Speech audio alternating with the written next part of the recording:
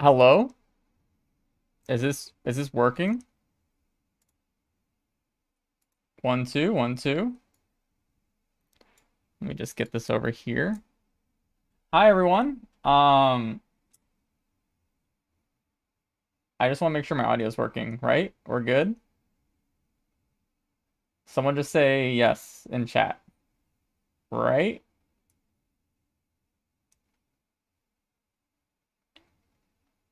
No one has said anything in chat.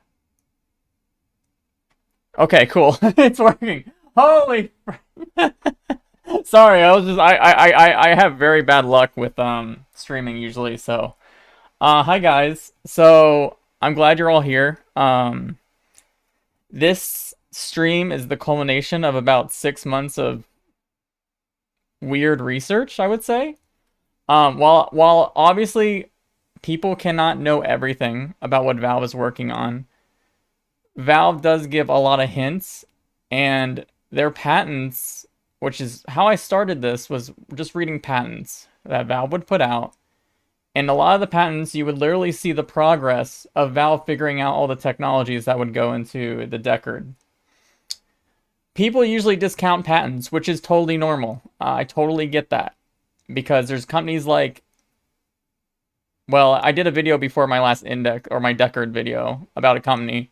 And I had to search through, patents for that, right?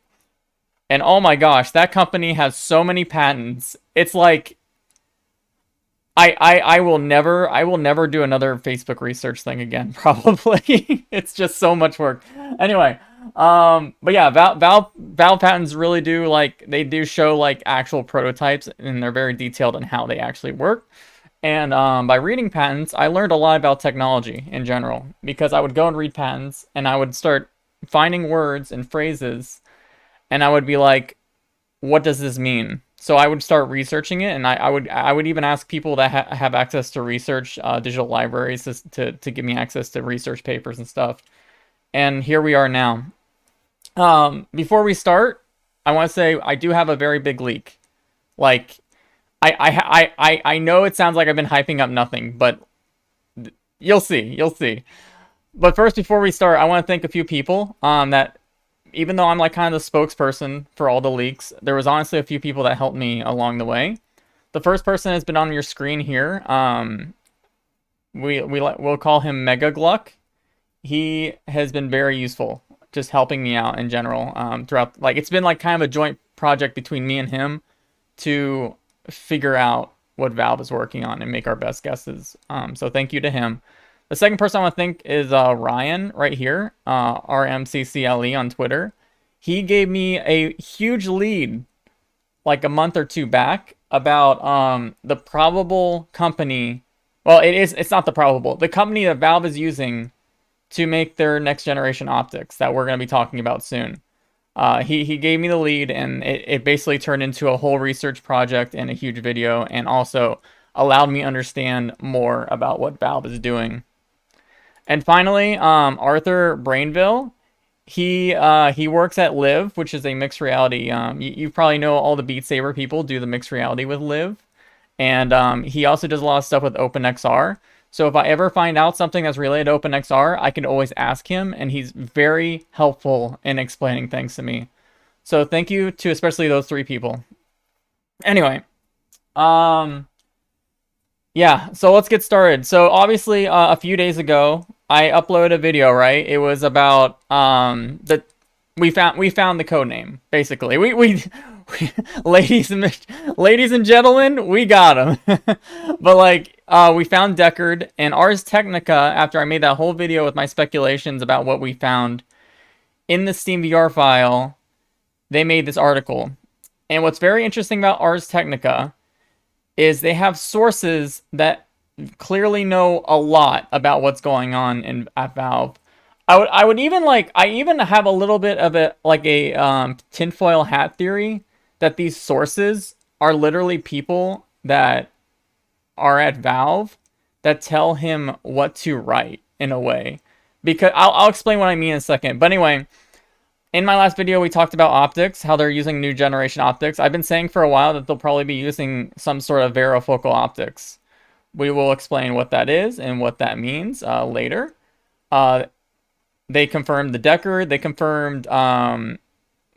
confirmed that they're working on a sort of standalone headset, which we'll get into. That's like the biggest thing, actually. The biggest thing about the leak I'm about to show you is about how Valve is approaching the standalone aspect while also being a PCVR focused headset. I saw a lot of people complaining that they were really bothered that Valve is probably giving up on this high fidelity PCVR option and just switching to standalone. They are not. I'll explain why later. They also go in to talk about how the sources that are familiar with Valve's projects went into explaining how there was multiple prototypes at the beginning, but then they basically meshed together early on to create Deckard, and I know what that means pretty much. They also talked about how Valve has been working on getting markerless inside-out tracking, similar to Oculus. I talked about these ways of markerless inside-out tracking that Valve's been working on. They patented a lot of these ways, and we will cover that. But what's interesting is that they mention in the article that they actually needed help from an outside source. Valve needed help to get it up to par or better than Oculus, and I know which company that most likely is. I found some videos of this company showing off some of that technology actually, and we're gonna look into that later. Finally, this is a very peculiar thing he said. The author. Neither Lynch's report or any of Ars reporting has dug up any hint of Valve developing an upgrade for existing Index headsets through the front trunk, also known as the frunk, port on its face.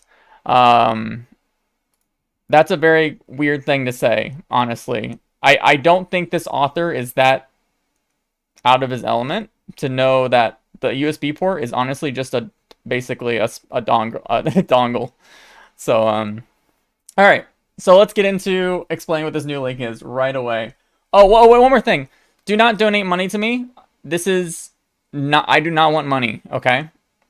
Do not super chat, do not do anything. And I will be taking questions, but probably at the end, okay? Because it's really a lot of information to cover, and taking questions would get me very confused. All right, let's begin to what I found recently. So a couple weeks, I'm gonna first say where I found it. All right, the new leak. We're gonna start right off with that because it explains everything else I'm about to say. Do you remember? You might have heard a couple weeks back that a certain Valve employee accidentally uploaded a build of SteamOS 3 on the internet. The reason he did this was apparently he was helping someone with a Steam Deck developer kit. He wanted to help them get the firmware reinstalled. But apparently he was not smart enough to upload it to a more private forum. After like a certain period of time, he would take down that image file of the SteamOS 3. And he asked people if they got the file to please not show off SteamOS 3, basically. And people have been very respectful, and it hasn't been spread around that much. However, I've been respectful, and I do have access to this image. And after I found out the code name for Deckard, guess what I searched for in the SteamOS 3 image? I searched for Deckard, and guess what? I found some pretty cool things, I would say. So, these are two Python files and another file related to the Steam Deck's actual operating system. And we're only mostly going to focus on this one. Or no, this one. Deckard.py. When you open Deckard.py in a code editor, this is what pops up.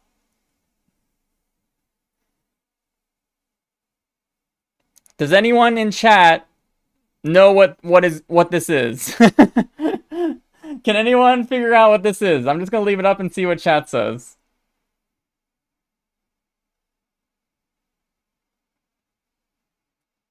Do do do do do do do do do do do do do do do do do do do. Anyone? Anyone? I'll give you like 10 more seconds. This should not alienate me against Valve, I don't think, because I'm not showing off the OS. Anyway. Yes, so what this Python file does is if a headset is connected to a Steam Deck, the Steam Deck, I'm sorry, if the Deckard will be reporting the actual temperatures of every part of the headset to the Steam Deck. The reason it does this, we'll get into for a moment. But I also want to, hold on, give me one second. I need to pull one thing up before I get things confused. So, the weird thing about these CPU, there's actually a couple weird things. First of all, do not get confused what I'm about to say, but this is going to be very shocking to a lot of people. I know it's going to be shocking. This CPU includes a couple things that give it away of who makes this CPU. Especially this one, Q6HVX. Q6HVX is literally proprietary core related to Qualcomm. Do you know what Qualcomm makes? Do you know what the most popular VR processor on the market is? The Snapdragon XR2. However, I do not believe this is the XR2. What I believe this is, and this is speculation because there is currently no Snapdragon, publicly, no Snapdragon ARM CPUs that have 4 plus 8, 12 cores. 4 power cores, most likely 8 energy cores. So my guess is, just like how Microsoft for the Surface made the SQ2 with Qualcomm for their purposes, I have a lot of belief that Valve and Qualcomm got together to make a very specialized chip to run some very, very specific tasks for the Valve Deckard. Why? Why are they doing this? Well, okay. Let's ask why. All right. So, first of all, Qualcomm only makes ARM chips. That is a thing. I've been saying for a while that Valve has been saying for a while that they've been wanting to make sort of a x86 compute unit for a VR headset so they can run their own version of Linux in that system, right? So why are they including a very beefy, might I say, ARM chip?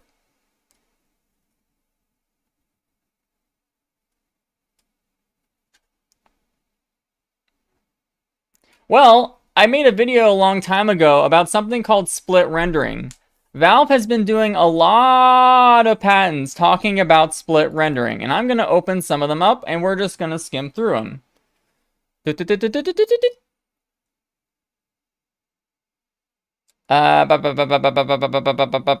one is it? Split rendering. Here we go. So this is the actual patent, the big one, that talks about split rendering between a HMD with a actual onboard compute unit and a computer. Or a tablet and console. We'll get to that in a minute, okay? We'll get to that in a minute. But basically, Valve has some very super impressive stuff going on software-wise, where basically they've learned a lot. Do you remember the Steam Link, which was like a streaming? It was like a little streaming thing to play games. It was very cheap, but that actually ran ARM, and it was a very good device when it was released.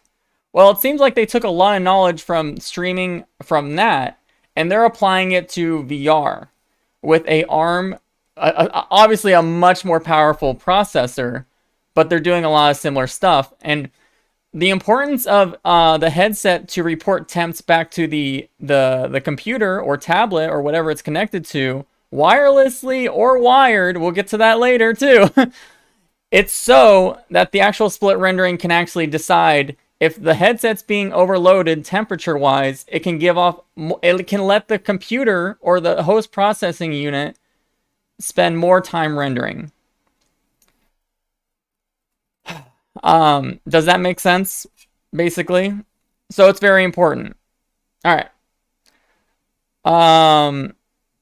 And what? But again, why do they have an ARM processor when they have an x86 idea? They want to include x86 at one point to run VR, like a standalone compute unit. They said that. They've literally said it out loud. Greg Coomer said it. Well, I'm gonna ask chat one more question. What is the best part of not just PC gaming, but being a PC enthusiast? What's like the best part about it? I want to see if anyone says it right in chat. What's the best? ARM and x86 can work together. It's basically how virtual desktop and AirLink works, right? But on steroids. Because that's how a lot of people play PCVR wirelessly right now. They use the Quest 2, that's ARM, and they connect it to an x86 computer. It's like that, but on steroids, and it's built into SteamVR. Upgradability. I saw Greek Gold in the chat. Yes. Upgradability. So Valve is doing some very interesting things, I believe.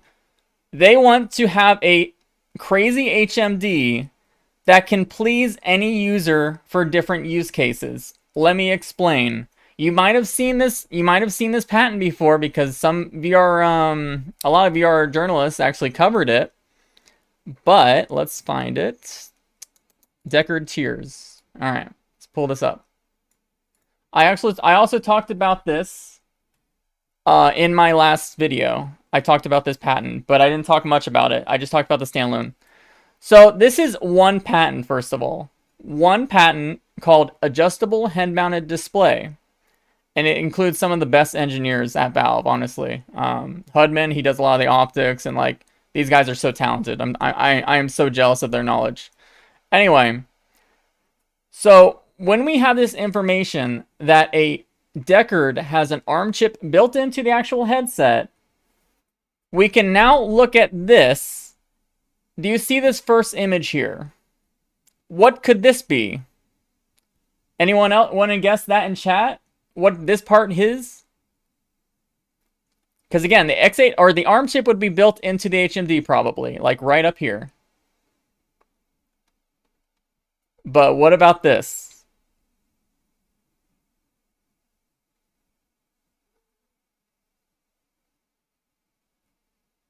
It's not Wi-Fi. Well, we'll get to Wi-Fi in a minute. Compute unit. Yeah, so this is why I believe this is the x86 compute unit they want to make someday.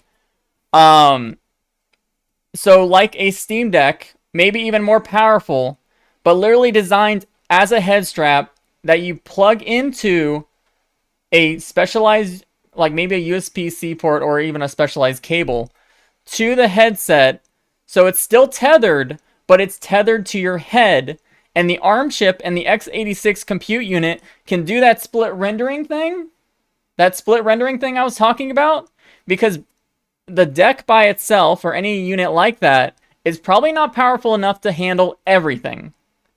But when you pair it with a super powerful ARM chip built into the HMD, now we're getting somewhere. However, Valve knows that not everyone wants to do this, right?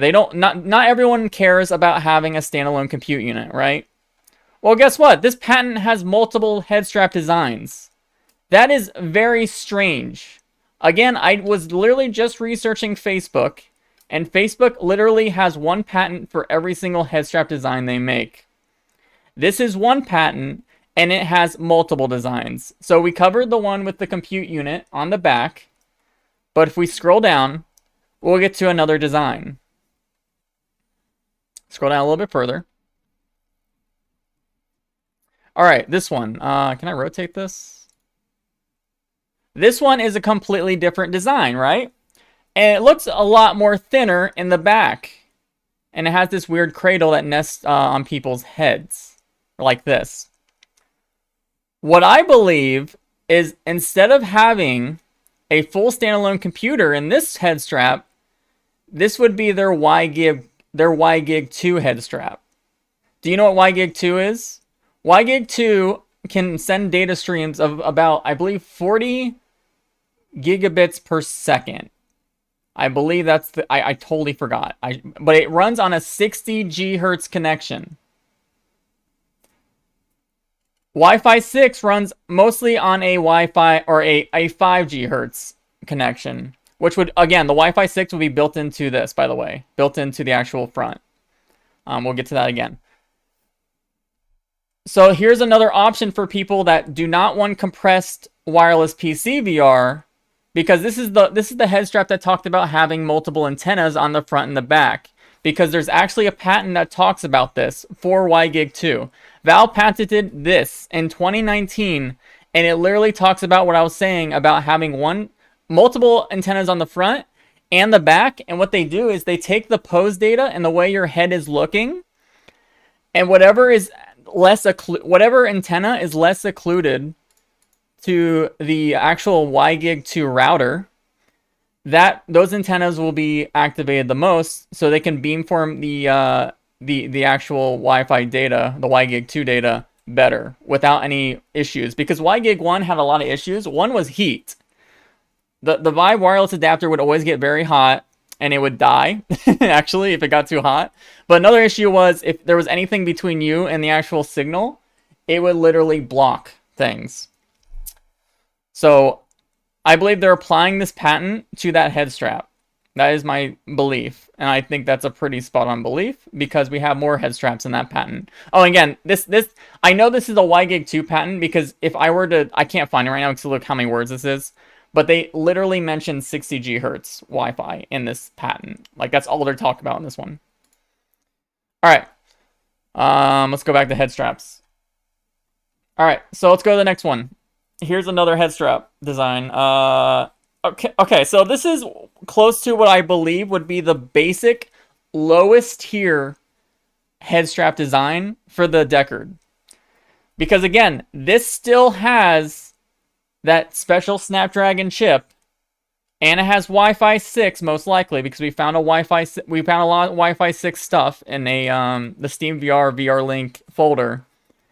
And this is a very basic head strap. It's mostly designed for comfort and less weight. And it's obviously very different than the Index 1 headset. So for people that do not mind and don't want to spend a lot of money, this would probably be like the low tier option to begin with. In fact, if they were to release a Deckard soon, I feel like this is the one they could sell, and then they can later release head straps later on, just so they can at least get their product out there to be competitive. All right, there's one more strap here. This one's very strange. I don't really understand this one, but it's very weird looking, especially from the front. So this one does not have speakers on it, and it's very specialized and very counterweighted from the front and back, mostly the back. I feel like this one might be more for people that are doing more productivity stuff, basic productivity stuff wirelessly. And it just looks like maybe also for mixed reality or AR purposes through camera pass-through. That's my guess about this design. So yeah, 4 head strap designs, all in one patent, and we now know that the headset built in has a Wi-Fi chip, which let me go back to that. This is the Wi-Fi chip right here. This is the thermals that report for the Wi-Fi chip. These are all the thermals that report for all the CPUs. This is the video compression thermals. This is the RAM. This is again the proprietary Snapdragon core. This is the camera driver. We'll get to cameras in a little bit. And this is the neural processing unit, which allows the Deckard to do some slight neural processing, machine learning. All right. So this is for the now, right? That's already exciting in my opinion. A headset that can be sold at multiple tiers and upgraded later on if you want to just buy the head strap or upgrade. just like a PC. If you want to get into a Linux x86 standalone compute unit, which I do believe that Valve's idea of a quote-unquote metaverse is building off of Linux with their own XR desktop and everything to allow people to create an open metaverse within Linux. Because people have been talking about how scary it is to think about Facebook having a metaverse because they're so closed. And if they run a metaverse, you're not going to be able to do fully what you want. You're going to do what Facebook wants. But if you make a metaverse based on the Linux operating system that's completely open source and everyone can do literally what they want, I personally feel that's more of a metaverse idea. All right, I'm glad. I already see people in chat talking about this. Yes! Valve has been very interested as well into BCIs for VR uses. Let me look up this for those who do not know. Project Galea. Oh. Yeah, I made a video about that. But anyway, that's funny. This is Project Galea. This is still a long time away. The technology is still very expensive. And there's also a lot of processing that would probably be required to actively get the data and extrapolate it into actual usable data to use BCIs, non-invasive BCIs, for game data. But if you buy this headset now, the Deckard, and somewhere down the line, they say, okay, now the technology's ready, the compute power is ready. Now they can just sell the BCI head strap and the facial pad. And then people can buy it if they want. Right? Does this all make sense? Like, I'm not crazy, right? This is all making sense. Like, this makes sense to you guys, right? Like, it makes sense. And also, what I also think they might do, going back to this, is by doing this kind of idea of having their own standalone compute unit that people can buy separately, they might spark an interest in a lot of manufacturing companies like HP or Dell or whatever. They might want to make their own down the line. As APUs get stronger, I imagine people will want to do this. Dell might come out with their own standalone compute unit to plug into VR headsets like this, and a lot of stuff like that based on the Steam VR ecosystem. I feel like Valve is really trying to pull a industry-changing thing that also gets people, manufacturers that want to join their ecosystem. Because the more people that join their ecosystem, the more stuff they can sell and do, right?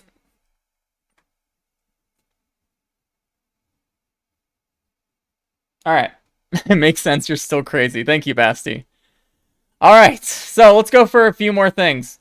What else does this mean? So basically all of that I said, split rendering, right? That's the basis for everything. Split rendering is like the thing that Valve wants to do, not only for upgradability, but they want to make PCVR. They want to make this device allow PCVR to be more, accessible with this idea of split rendering. But also they're going to release one of the most future-proofed headsets ever. In fact, the headset might still be expensive because we're going to talk about the specs that I believe will be in this headset and all the research I found to get there. So let's begin. So, more proof that the chip inside the Snapdragon, again, I said it was a Snapdragon chip, right?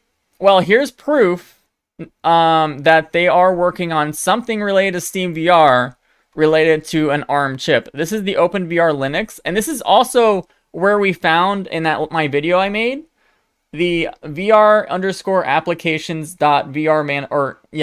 manifest file that talks about what we believe is a new feature that will allow the actual standalone, just by itself, the headset, to boot into default modes to do maybe room setup or basic stuff like that.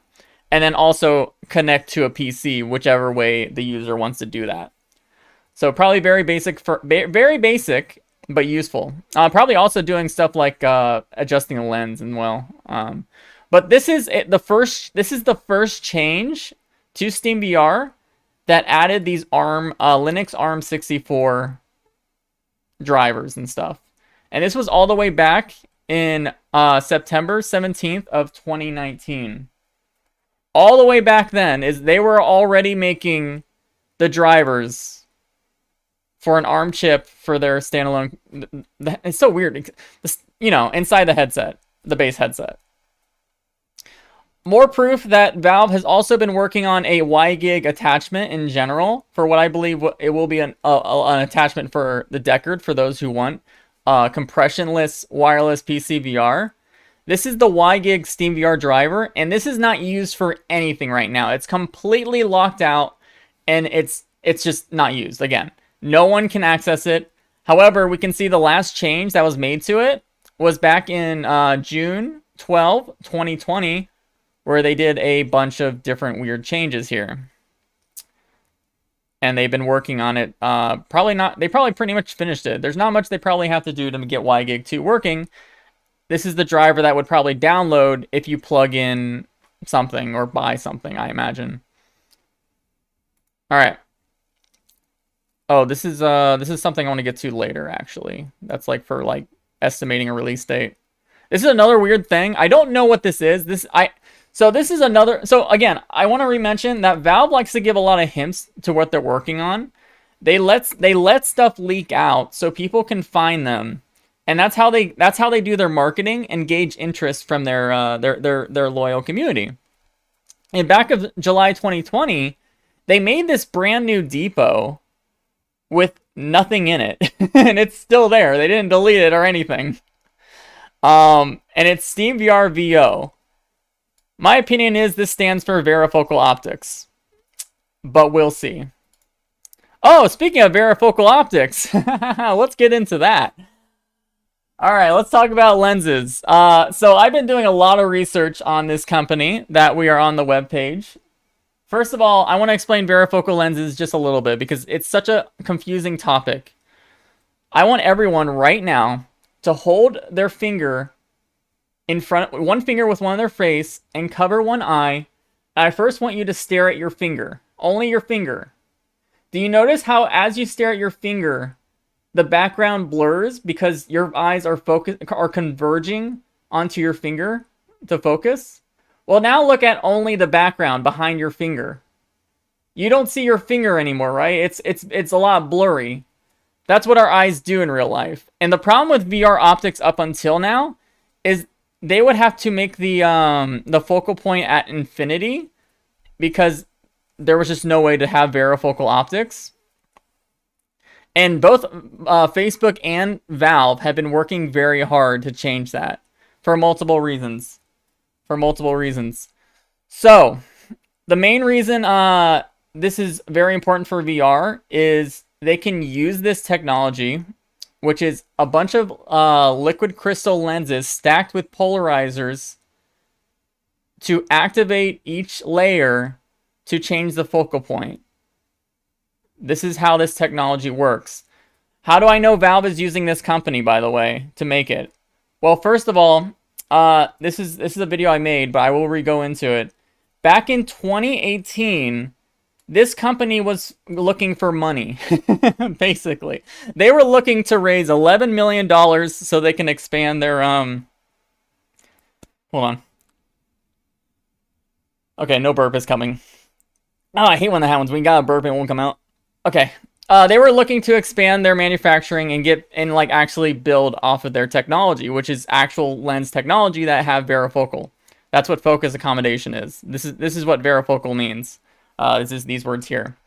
And in 2018, it was reported that some unknown company paid them bought $9 million worth of share in the company, for their own plans. They were not able to disclose which company, obviously.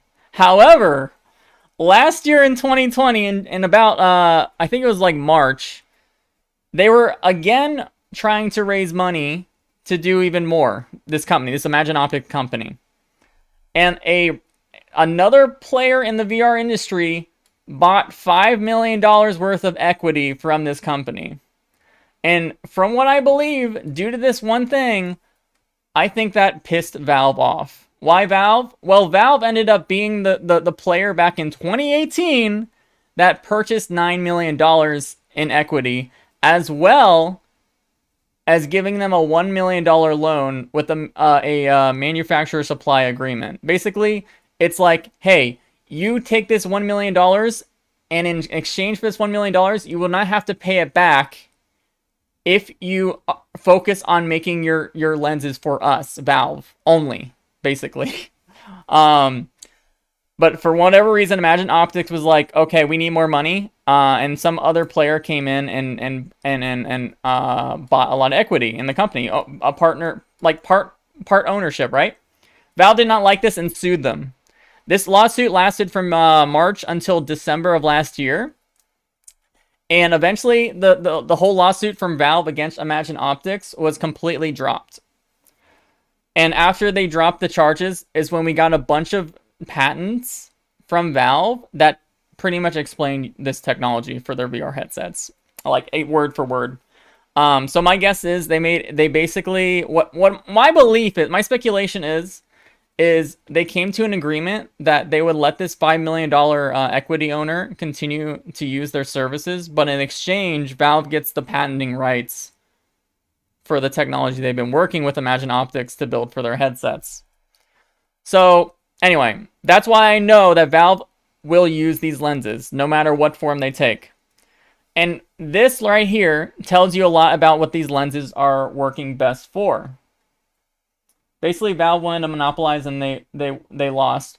Yeah, I mean, it's a competitive business, right? When you're facing against huge players like Facebook and Apple, of course you're trying to secure supply lines as best as you can, especially for technology you feel is very important to improve your VR headsets.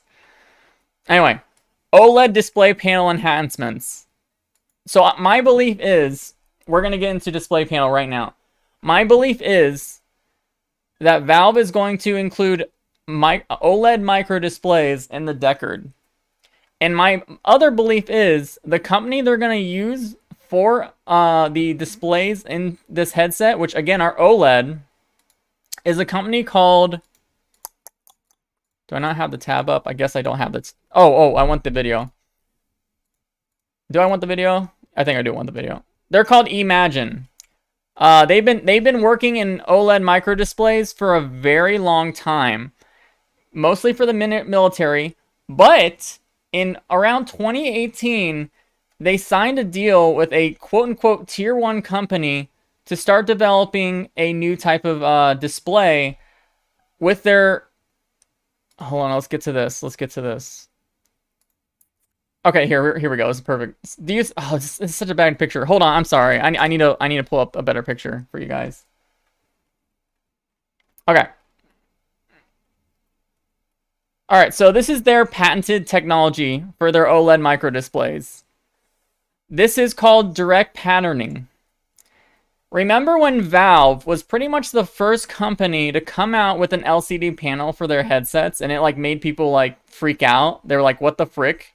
But then they like use the index and they're like, okay, yeah, the blacks are kind of bad, but wow, there's like no screen door effect. Well, this company figured out a way to recreate the RGB stripe to eliminate the screen door effect for OLED. And they also have an insane color gamut, a huge wide range of colors, I mean. And they reach brightnesses of up to 10,000, but I don't know if they're going to reach that point for the Deckard. Anyway, knowing that, keep that in mind. These are like, this is the perfect display for consumer VR, right? Right now, until we have micro LEDs, which is different than micro OLED, by the way. Please get that understood. But micro LEDs are still very far away from being mass producible for VR. All right, so we go back to so yeah,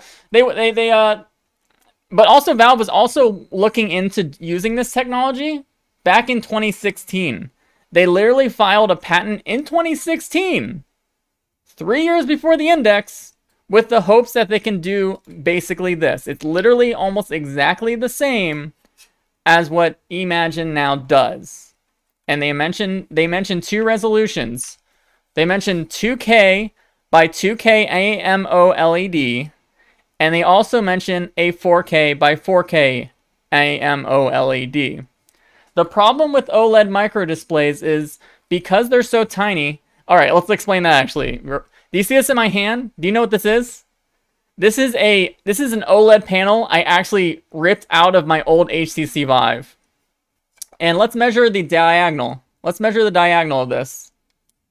It's about 4 inches diagonal, which is not terrible.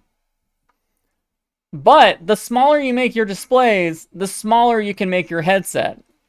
But the issues with making your displays smaller is that requires more complicated optics to make that display not basically give a lot of artifacting or just bad looks in general.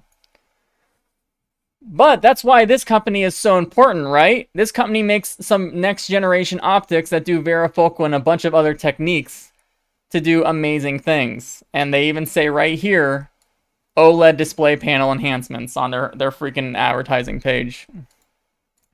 And back in 2019 is when they officially started working on a 4K by 4K panel, OLED micro display panel.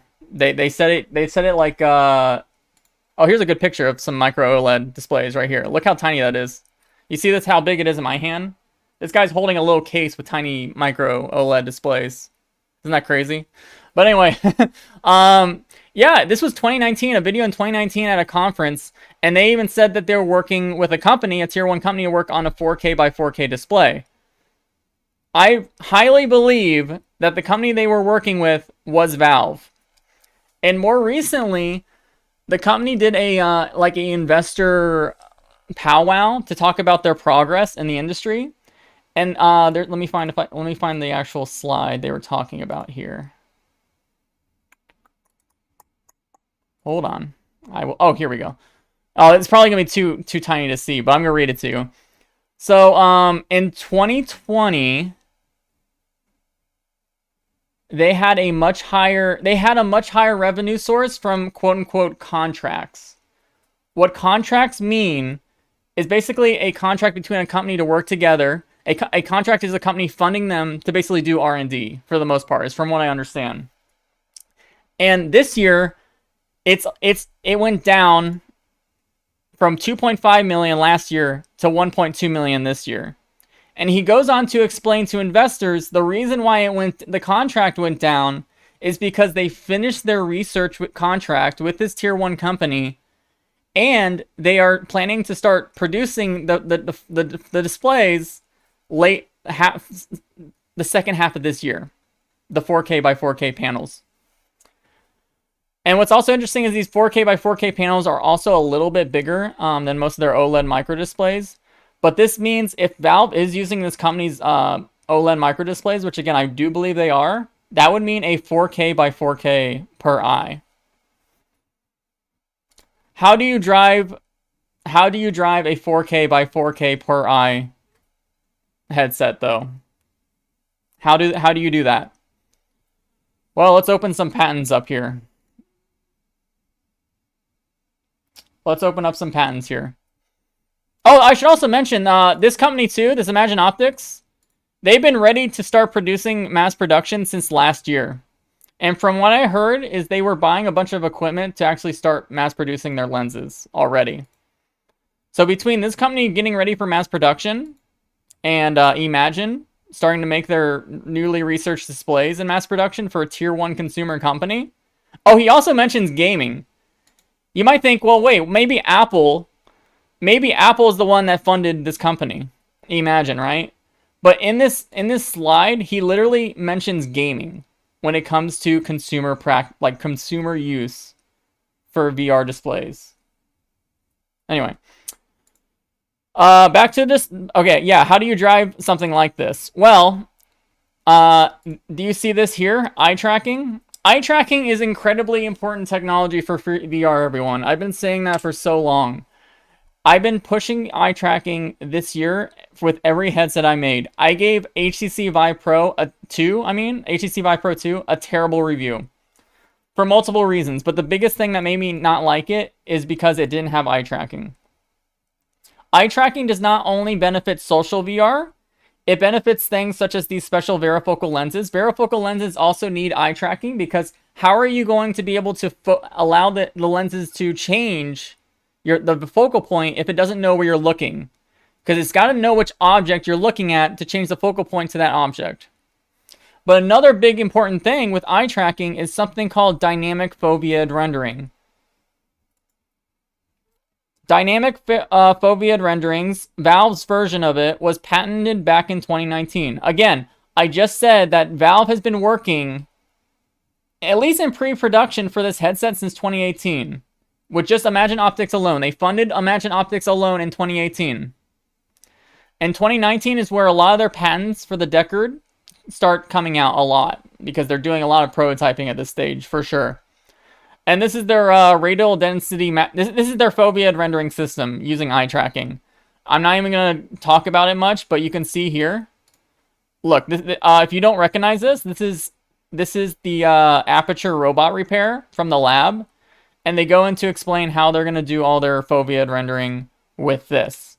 And what's interesting is, because, again, remember, we're talking about a chip built into the Deckard, and it can communicate with another PC with split rendering. When you combine that with foveated rendering at this scale, it will be a lot easier for everyone to drive those displays. Also, if you think about, you don't have to run at native resolution as well. You can turn down the resolution and probably allow for upscaling later on. Upscaling is a technology that's becoming very popular for, well, really all the gaming industry. We're seeing it with FSR and DLSS, and I believe the same could probably happen as well for VR purposes, because Valve wants to make a future-proof headset. They got to make sure the optics and the displays in this thing are actually future-proof, so people will want to upgrade their head strap or whatever compute unit later on. All right, so that's Imagine. Okay, let's talk about their tracking system a little bit. So Valve has also been patenting a lot of stuff related to their markerless inside-out tracking. We even found some code related to something called a dual tracking mode. I thought when I was when I made the video talking about that, I thought they meant combining their new tracking sensors with Lighthouse. But what I now believe is it's actually combining their new sensors with cameras on the front of the device using SLAM. But first, we're gonna bring up the tracking system patent just so I can show you everything. I'm just gonna like go through it. Again, you see all these you see a lot of these patents have like pretty similar, like they talk about front, like this is all the components of a headset. Has a processor, it has a front camera, it has a display subsystem, blah blah blah. It's got training data, algorithms. It's all doing this on the headset. Yeah, this is their what I believe is what they're making is basically placing a lighthouse emitter or something like an IR emitter on the controllers and the headsets, or maybe only one of those, and they're able to track controllers that way.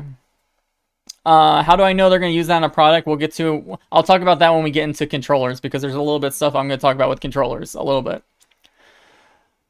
So yeah, new tracking system, but also Ars Technica mentioned how they were working with an outside company. Valve was working with an outside company to help them get their tracking system up to par.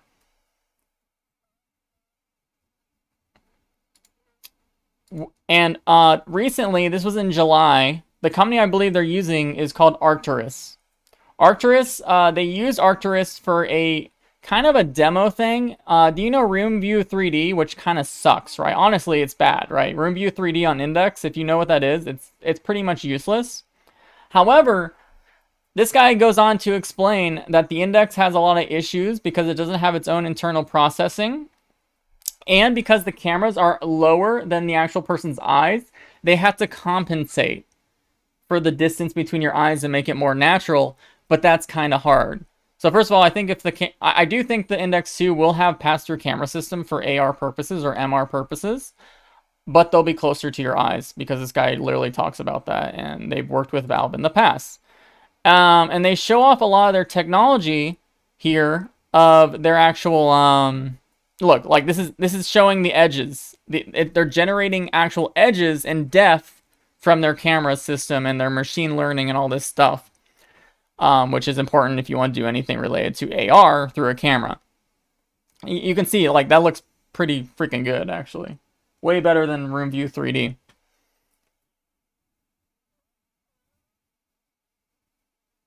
You could probably also use it for hand tracking, except I don't have any demos of them using it for that. Anyway.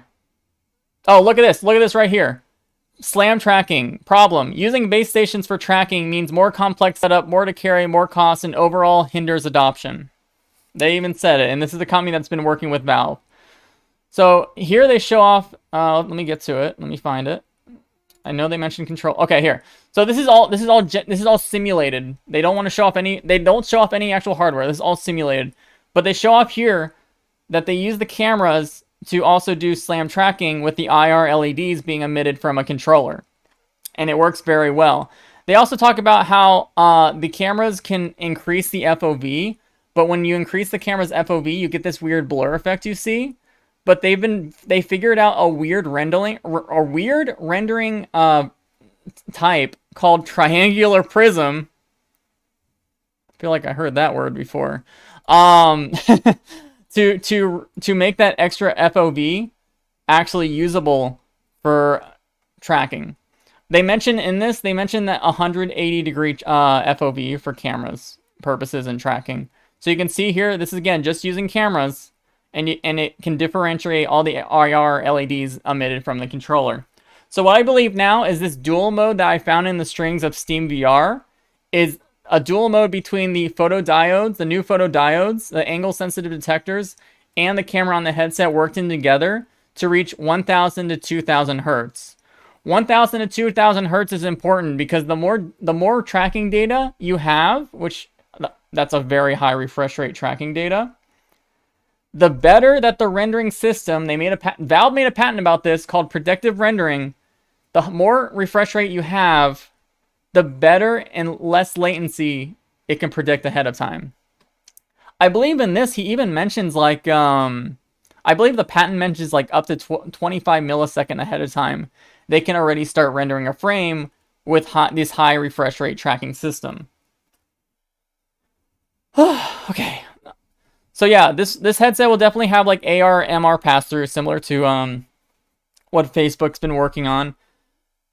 I don't know about color though. No idea about color pass-through. All right, let's talk about controllers now, because we were just talking about tracking system. Obviously, controllers need to be updated if they're going to use a new tracking system, which they do have a patent for updated controllers. Oh, actually, I should bring up this is Valve's patent as well for their gathering their depth data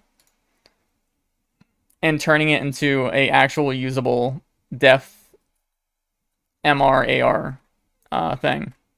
This is the patent for it. I don't want to explain it because I think most people don't really care about AR MR right now. What was I going to get into? Oh yeah, controllers. All right, let's talk about controllers. Everyone hates their index controllers because they break a lot, right? Index controllers break, and Valve has to RMA them. In fact, they RMA them for a lot of people out of warranty. Valve is literally losing money by having controllers that break. Valve does not want their controllers to break. But they also do not want to spend R&D to fix their problems unless they release a new headset. It's a bad profit. So they rather just replace people's controllers for free, even out of warranty, than redesign their controllers. But for Deckard, they have redesigned their controllers. This patent goes into talking about a few of those changes. The biggest change is talking about how it's incorporating their new sensors. These are the new sensors, the angle sensitive photodiodes.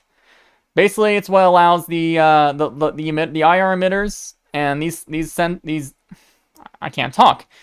These photodiodes can only sense light from a certain angle, and the computer generates that light it's getting from that angle from all these different sensors and generates where each thing is according to the player's whatever. So this is already, and this is an update, this is a patent from 2021, January.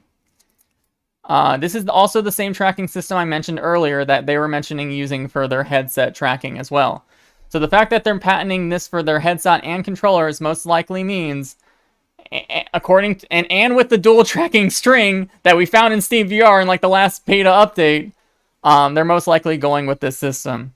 Another thing I want to show off here is this is a very brand new image of a Valve Knuckle figure in the patents. If you have a Valve Knuckle right now, I want you to look at it. I want you to look at it and compare. It's mostly the same, right? But there is a few interesting differences. There's a few interesting differences. One, they've moved the placement of the home button in this figure, and they made this more circular. Also, there is this little circle in the middle of the joystick here that sort of looks like a gap, or not a gap, what's the word? Like a crater. You know where else we saw a joystick from Valve that has a crater in it? Well, let's go to this website right here and scroll down a little bit. Probably not gonna find it fast. I know there's like a good picture and video of the thing. Oh, here we go. Here is a joystick that Valve is using, and they've said they figured out their joystick drift problems, and they're very confident with these thumbsticks. They said they will not break. They really believe they're not going to break, and they learned a lot from the index, so I believe them. They do not want to replace people's stuff, right? And again, it's concave. The index controllers, again, if you remember, it's smooth on the top. There's no concave ridge on the top. So that's pretty much probably what we'll see. I don't remember the EV2, EV3, and EV3 did not have a design like this where they made the touchpad as full circle and they did not move the home button down here. I also think they changed the thumb pad a bit because I don't know about you guys, but whenever I'm actually trying to use the joystick and I kind of rest my finger down a little bit, I accidentally activate stuff with the bottom part of the pill on the thumbstick. And I think Valve realized that's kind of a problem because everything's so close together. And I believe that's why they're probably switching to this full circle a little bit higher and a little bit more in the middle rather than extending down lower. There was also one more controller patent that they've been sort of updating over time. And it's called the cluster-based sensor assignment patent. It's very confusing. I cannot totally... There's a lot of calculus in this patent. I am not a genius. I do my best, but this one is a little above my level. But from what I believe is they have better clusters that can easily understand and figure out which each finger is where. Because you know when you have the index controller on, and like sometimes you move your pinky, but in game it's your ring finger moving, right? And that's kind of lame. That kind of sucks. Man, it would be a lot better if they had better sensors that could figure out which finger was which. And I believe that's the point of this this new group-based sensor assignment system is planning to do. And they go in to talk about that. If someone's very good at figuring out what this individual patent means, please, by all God, I can't. It's so complicated for me for some reason. I've read over it like multiple times, and it's just not clicking. All right. So I think that, did I cover? Oh, one more small thing about I want to go back to lenses just for a little bit. SteamVR has been switching over to OpenXR, right? We know OpenXR is the future for VR. It's an open-based system where multiple companies can use. Facebook can use it. Sony can use it. Anyone can use it. SteamVR currently supports this one. The XR-KHR composition layer depth. What this does is actually allows developers to allow their game title to report the depth of objects in their game. Well, this is purely important mostly for the Varifocal lens system, because the Varifocal lens has to know what the object they're looking at and how far it is in the game. And if developers just activate this depth option, the functionality is there. The functionality is there. Why are they using the old Knuckles prototypes for those images? So basically, what I've learned from Valve patents is if they don't need to redraw a new image and it correlates pretty well to an older patent, they'll reuse it. But if they have to explain something differently, then they will draw a brand new patent image, which is that index controller I was showing you that was not the old prototype version. That is a brand new image. So that's why I also believe that is probably what we'll get. So yeah, this is for varifocal. Another thing with varifocal, a big benefit that Valve has patented for varifocal lenses is they talk about how they can use it for eyesight correction. Basically, they can set the focal point for people that have myopia, hyperopia, or astigmatism. This is very important because Valve wants to make VR and this headset the most comfortable they've ever made. Wearing glasses in VR sucks for people that wear glasses. I am very lucky. I am so lucky I don't have to wear glasses or contacts. But the people I've tried to get into VR, they just don't want to get into VR because they have to wear glasses. And a lot of VR headsets either don't support enough room for glasses or it's just uncomfortable anyway. So this whole patent all talks about how they're going to use varifocal displays to also correct vision irregularities within people. Anyway, I think that's almost everything. I'll be taking questions very soon. I'll be taking a lot of questions. I know I've not read the chat one bit, but you can see why. I'm on machine gun mode.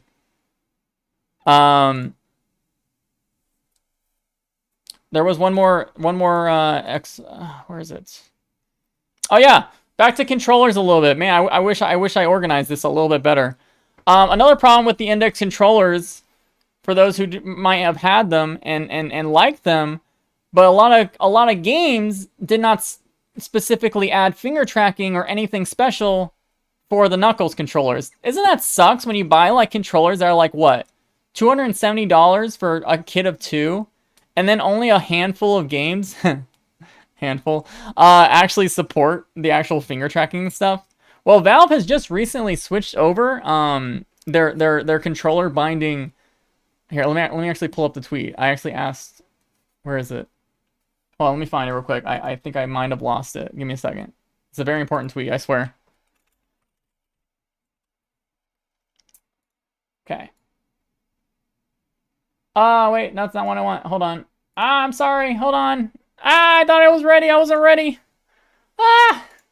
Okay. So there was an update not too long ago. This was actually like a month ago, right? Almost a month ago. August 17. Okay, almost 2 months. 1.5 months. They implemented version 2 of the Valve analog extension in the Steam VR. I did not know what that meant. So I literally messaged Joe Ludwig, and Joe Ludwig is he's one of the main programmers behind OpenXR implementation for Valve and just a lot of VR stuff in general. He's very talented. He loves VR, and I love this guy. He's so cool. He even makes his own cool little projects called Aardvark and when he's not working. He's just I respect him immensely. Anyway, I asked him what this new extension update did, and he actually replied to me. He said the V2 moves the extension over to the XR KHR binding modification, which is the more standardized. Where did I put it? It's the more standardized OpenXR binding application, and from what I understand is Valve wants to allow games to basically generate bindings on the go, so they don't have to implement bindings with the crappy binding system they have. Because if anyone has developed for Steam VR, they would tell you that the binding system they use is so garbage. It breaks. Have you ever opened your bindings menu? And it's actually still the same from the prototype days of the Knuckles. It's still the same UI, except it breaks a lot more often. And you usually have to restart Steam VR and stuff. But they're probably getting away from that and going straight to OpenXR to generate bindings for games, to make it easier on devs and allow people to get more value out of their Knuckles controllers. Yes. All right. Oh my God. Are you guys all still with me in chat? Are you guys awake? I know it's a lot of information, but I think we're pretty much done. Oh, okay. No, we're not done. People are gonna ask me about price and release date. I cannot actually give a idea on what price is. I think it will probably be kind of expensive, but there might be a chance that Valve will actually make the price a little bit better in the hopes that people get into their ecosystem. What do I mean by that? Well, again, this headset will be upgradable in the future with different compute units. And also, we saw earlier here that Valve is even allowing people to plug in a Deckard to a Steam Deck and use the split rendering just for that. Let me open one more file real quick. Alright, you're all awake. I see y'all saying yes. Awesome, awesome. Awesome, I'm very happy. This was a lot of work getting this together. I bet you now realize why it took me like 3 days to get ready for this stream, right? Like people were like, why are you taking so long? Why you freaking take? What is this garbage? All right. I would buy it for any price. I would honestly, for the technology I've been saying, if it is all that. All right. So again, this is just more related to starting up. Getting when you start up the Steam Deck and what I believe is if a Deckard Deckard is plugged in, it will go through all these modules in a row to start up basically all the stuff to allow the Deckard and the Steam Deck to work together. Because again, until they have the compute unit built for Index 2 or Deckard, God, that's so confusing. They can allow people that are already in their ecosystem and reward them with a VR headset that will actually probably advertise to work okay with their Deckard. They've been telling people that the deck will not work well with VR as it stands. And they're probably right. But I bet you when the Deckard comes out with all that brand new chip built in with split rendering with the Deckard, I bet you they're going to say, well, actually, you can use VR, but with this device, and it will work well, we promise. I bet you that's what they're going to do. What about FOV? Oh, that's a good question. We'll talk about FOV. There's a patent that kind of talks about something interesting related to that.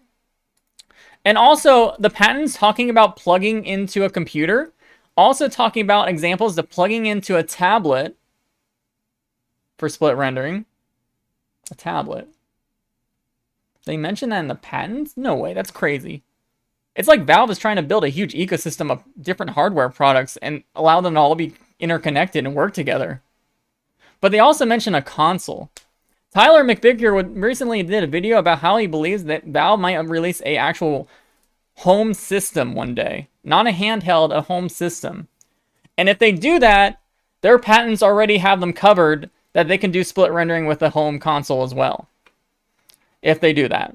I don't know anything about that. I'm just going off with the McVicker promise. And I believe him. I believe he did his research for that. Alright, refresh rate. I have no idea about refresh rate, but it can be very high. Let's talk about FOV a little bit, then I'll talk about one more thing, and then I'll finally take questions, alright? This is a very interesting patent. This is called blah, blah, blah, blah. Counter rotation of display panels and or virtual cameras in HMD. So, this is a very interesting patent because they talk about a weird way to have the actual panels rotated on the headset. This is what they look like. They're kind of rotated inward. And they talk about how doing this, they could probably improve FOV a little bit, like a good amount. Because instead of because screens are usually square or rectangular, and if you look left to right, you got this as your horizontal FOV, or maybe this, honestly.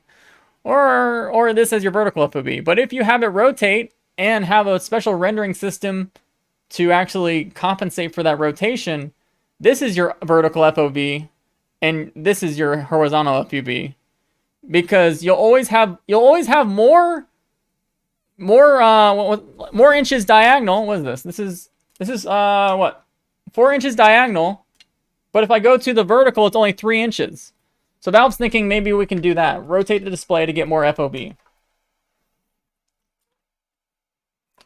I believe they might do that. Maybe. We'll see. Not sure. All right. One more thing. Let's talk about possible release dates. Again, I've been saying that if I'm right, the company that's producing their optics is already full ready. Probably already, maybe in mass production already. I don't have enough research, but they have the tools. They have the full manufacturing lines. They're also a US-based company, so they're building in US if they manufacture. Same with Imagine. Imagine's also a US-based company. So they're most likely not as affected from the China chip shortage as other places or other companies in general. They still are affected because, again, when you're building products, even in the United States, you do have to order chips from somewhere to build the products. But by having all the mass manufacturing in the US, it's probably a bit better, a little bit. All right, I want to talk about these interesting Steam databases right now, because I found them a bit of time. Actually, I only found one of them, but I asked a question about this to XPaw. XPaw, if you don't know who XPaw is, he is the main guy that makes SteamDB, which is an amazing website. Please support this website, because they do such a disservice for the PCVR community. Like, if you can do anything, yeah, just do that. Anyway, this came up. This interesting Steam sub came up in August, 2 months, almost 2 months ago, almost more than a month ago. Well, Brad, what's so special about this Steam sub? Well, not only does it have a really strange number, this Steam sub was created during an update. And guess what they updated? They updated the hardware app for the index. So when we go to here, wait, where am I? History. We go here. This was what? 9 August. So right, change number. Nothing actually changed on the Valve index page, right? Nothing actually changed. But when you click this change number, something did change. There was this brand new package in sub ID that was created, related that was the same time as the Valve index. So I asked XPaw what this meant, and he said, well, this here does not have a key, but it was most likely added to the Valve index app, but it wasn't detected by SteamDB because, again, it didn't have a key to say what it was. And this happened for another thing that he found when I asked him. Let me find the other one. I hope I have it. I might not have it open. Frick. Oh no. I don't remember when it was. Ah! Okay, maybe we won't be able to find it. It was basically the same thing. It was a brand new Steam sub, but it was also for control. It changed at the same time as controllers, index, and lighthouses. And it hasn't been updated since they added. That's weird stuff. They won't show up here in the packages because, again, they don't have a key. There's not an open key. It's basically closed. And if you remember the Steam Deck, XPaw actually found the Steam Deck before, like a couple of months before they actually announced it. They found it because Valve accidentally released an update to say that it was a hardware product, and they didn't do it under a key, which, again, a key makes it so you can't see what's going on behind these updates. So XPaw found it. He reported that Valve is probably working or getting ready to release a Steam Deck, which they eventually did. So it's kind of important to watch random stuff like this, because you never know. One day, this Steam sub, when this key unlocks, might literally be the Deckard. You literally will never know. Anyway, I think that's it. I think that's everything I wanted to talk about. Yes, that's everything. Holy crap. How long have I been talking for? Does anyone know? What time is it? Wow, I've been talking about for 1 hour and 15 minutes. That's insane. All right, let's take some, well, first let's do this.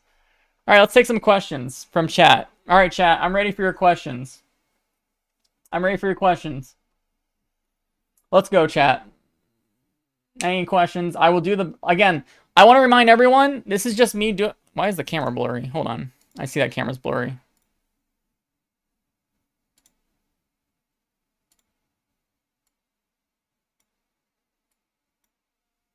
Stupid Varifocal lenses.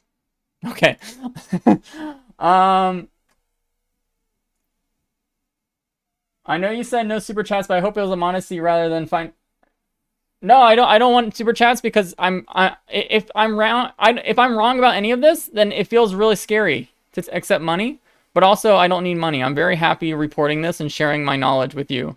Again, I want to remind everyone, this is all speculation. But I think I've shown to you that my speculation comes from a place of huge research. I do not say things unless I have a really good reason why I believe it. All right? FOV, I don't know exact numbers for FOV. No idea. What is your best waifu? Oh, that's a good question. What is my best waifu? Oh, Hinata, Hyuga. I love Hinata from Naruto, like, a lot. Release date guess? I think we might see an announcement within 6 months. Personally, I don't want to guess any better time frame than that. I know it's like a long time frame, but I wouldn't be surprised if we see an announcement within 6 months. Honestly. Any patents about audio solutions? No, not really. No. It looks like they might be using the same speakers from the Index. From what I see. Which, I mean, the speakers in the Index are great, right? Like, I don't think anyone's complaining about speakers in the Index at all. Who am I? Hi. I am Brad. Oh, frick. People are giving me money. God dang it. Is there an upgrade path for Index users? I don't think so. Because a lot of these upgrades rely on the Snapdragon unit I was talking about. Well, you might be asking, well, the HTC Vive had a WiGig adapter and it didn't have an internal CPU. Yeah, they could release a WiGig 2 for the Index 1. However, the benefit of having a chip on board, even just for the reprojection alone from the wireless communication from a WiGig adapter. Yeah. Also, I really do believe that the Deckard will also support Lighthouse base stations still. So if you only want to buy the HMD only, I really believe that will be possible. So if you already have lighthouses, trackers, and controllers, I do believe there's an upgrade path that way for you. Just not any of the special stuff I was talking about early in the stream. What about, I talked about the rumored laser-based tracking. Yes. Again, dual mode, what I believe dual mode is the new laser-based tracking without lighthouse base stations and the camera SLAM tracking that Arcturus helped them build. They combine that together to get a plurality of sensors working at once to get super high refresh rates for tracking, so their split rendering and their predictive rendering do better. Do you think those straps will work for the Index? I don't think the functionality will work. I don't even know if they might not even fit. They might literally design the Deckard with modularity in mind. And due to that, it might be like easy to take off straps on the Deckard so you can switch out whatever feature you want. Whereas the Index, it was kind of designed with the one design in mind, right? So, what are the odds Dota 2 VR will ever still light of day again? Never.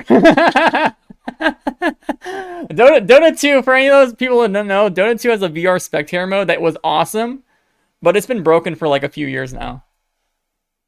Are these going to be Fresnel lenses? I don't think so. I saw some videos of the lenses that, again, Imagine Optics. I watched a whole presentation from Imagine Optics that I can't show you guys because it was actually paywalled and it would be literally illegal for me to show you. But they did not have Fresnels on the lenses when the ones they were showing off, and they were pretty freaking cool. They were awesome. How did you learn so much? Literally from trial and error. I love learning, guys. I really love learning, and I learned best from trial and error. That's the same. That's how I learned Half-Life Alyx and level design mapping. I made 3 maps for Half-Life Alyx. Those 3 maps were the first time I ever made anything for a game and like did any level design.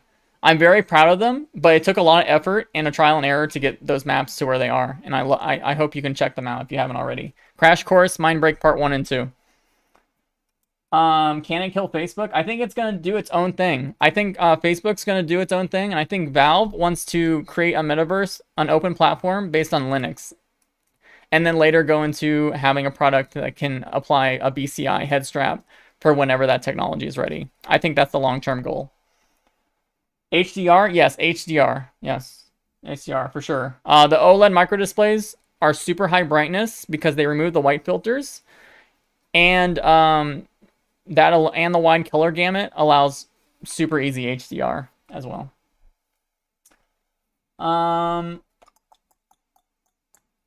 Will you buy all her old indexes? Dude. No. Lower face tracking? No idea. There's no patents that I saw related to lower face tracking. How did I meet my wife? Online. Online dating. Yeah. Should I buy the newly rumored Oculus Quest or wait for the Deckard? I would let that decision come to you because I know which one I care about more, but everyone's different and there will probably be very different pricing between devices. So when all these devices are out, I'm sure you'll be able to make your own informed decision personally. Will the Deckard be able to use a PC-only wired headset? Yes, I do believe that is the point of the, they do mention the split rendering through a tether in the split rendering patent. So, if we again go back to the Deckard tiers, I do believe that there will still be a tethered option from the base tier, which would, again, I believe this is the base tier head strap design. And I'm sure, I actually know that they're probably going to have a wire as an option, because again, what sucks about having wireless is you're tied to a battery, and some people don't want to be tied to a battery because that actually limits your playtime. So by having the option to use it wirelessly with Wi-Fi 6 or plug it in with a active DisplayPort, I'm guessing, connection, best of both worlds for PCVR. Because again, Valve wants PCVR to flourish. They are not switching to standalone stuff to do standalone like Facebook. They are doing it to improve the state of PCVR and Steam, their platform, and to create an ecosystem much greater than they have.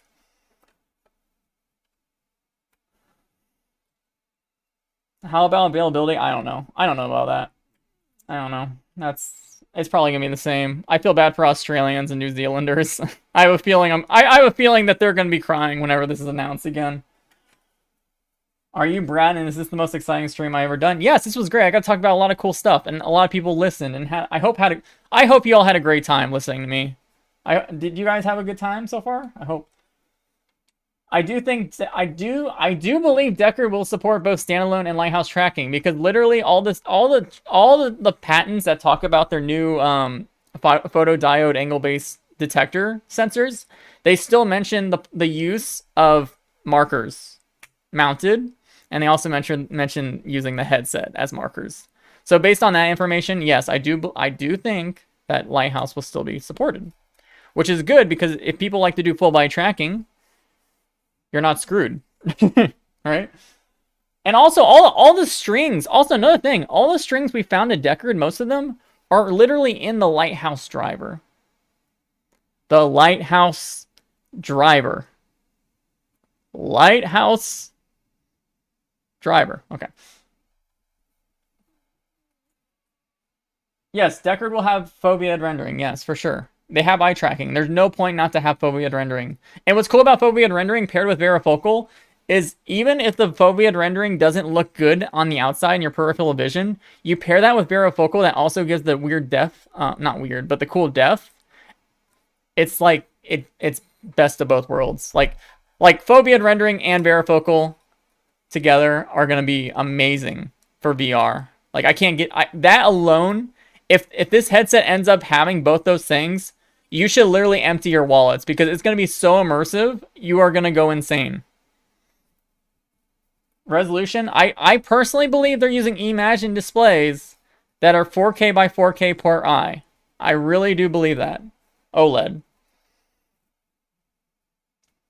How does DLSS AI upscaling work with split rendering? So I imagine it should still work.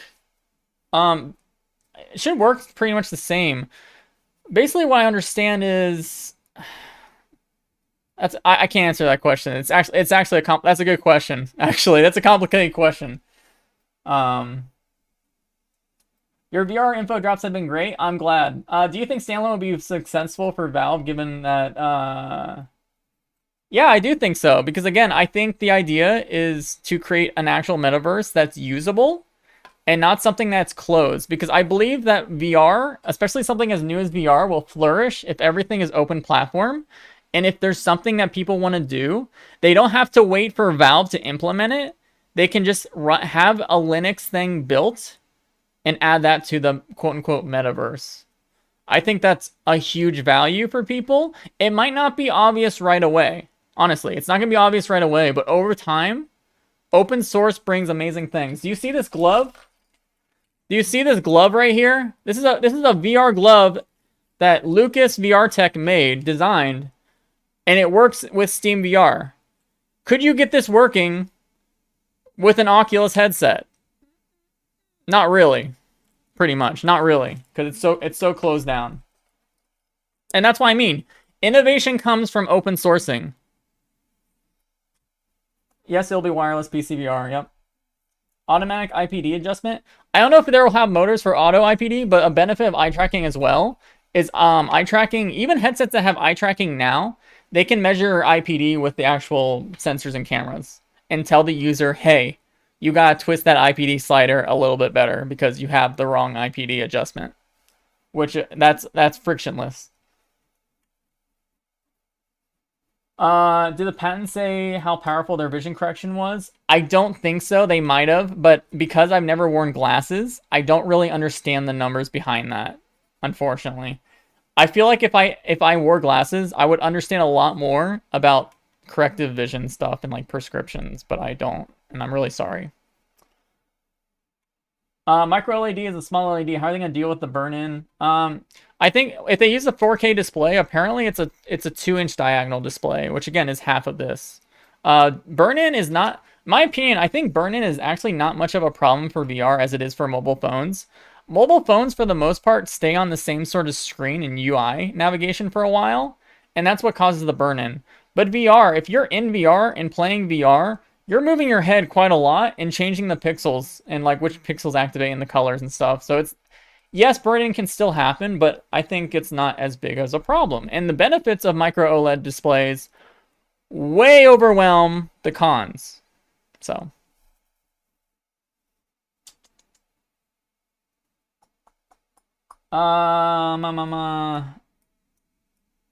Open source innovation can be slow though and buggy. Yes, but but it gets faster the more people invest, right, in the platform.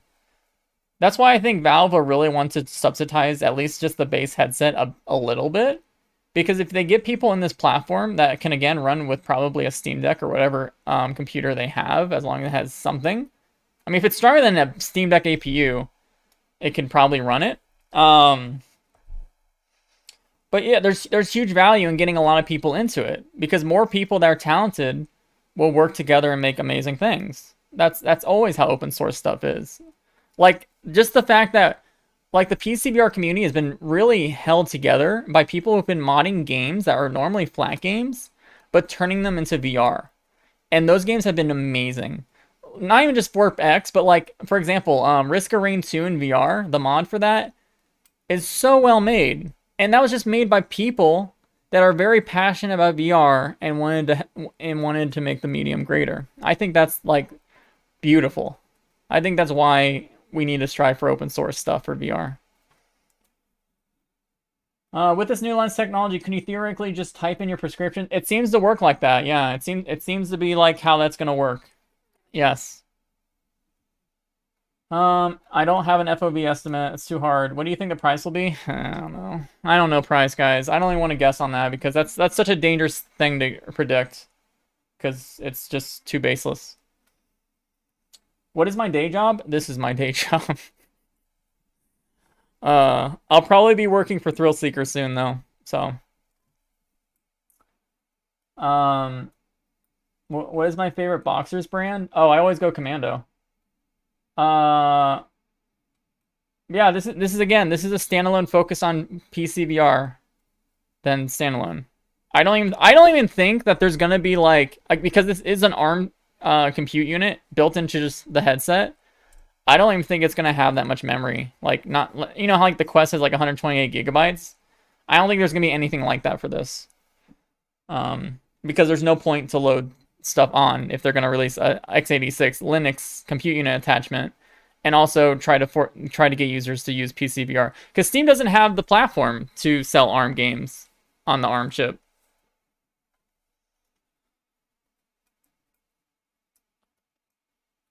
Get a job, you hippie. All right.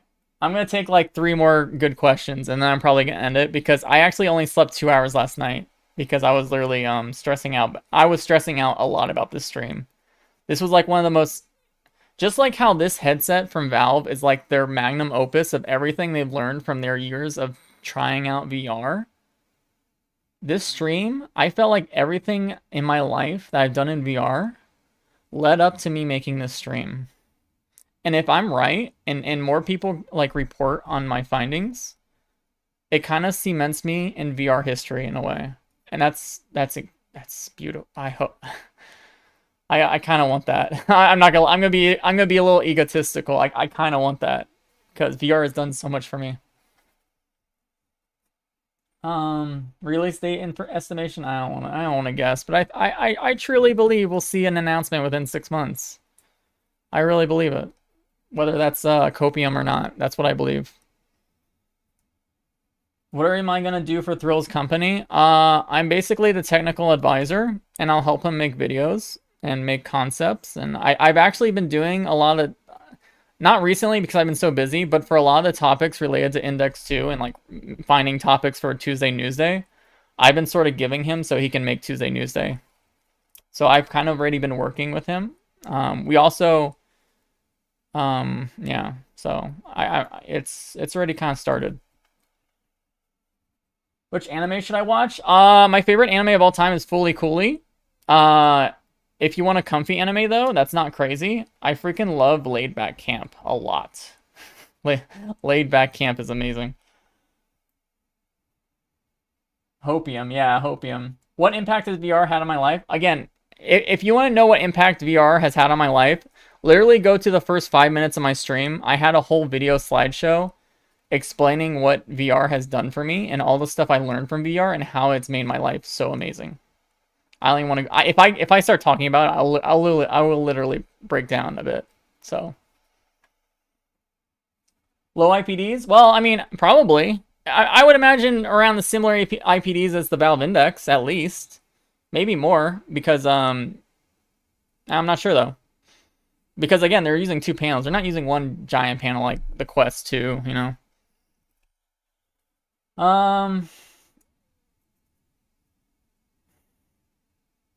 No. Oh, right! What does the Deckard mean? What is the name? What does the code name mean? Oh my god, I'm so glad you brought that up. I do not believe it means augmented reality device at all.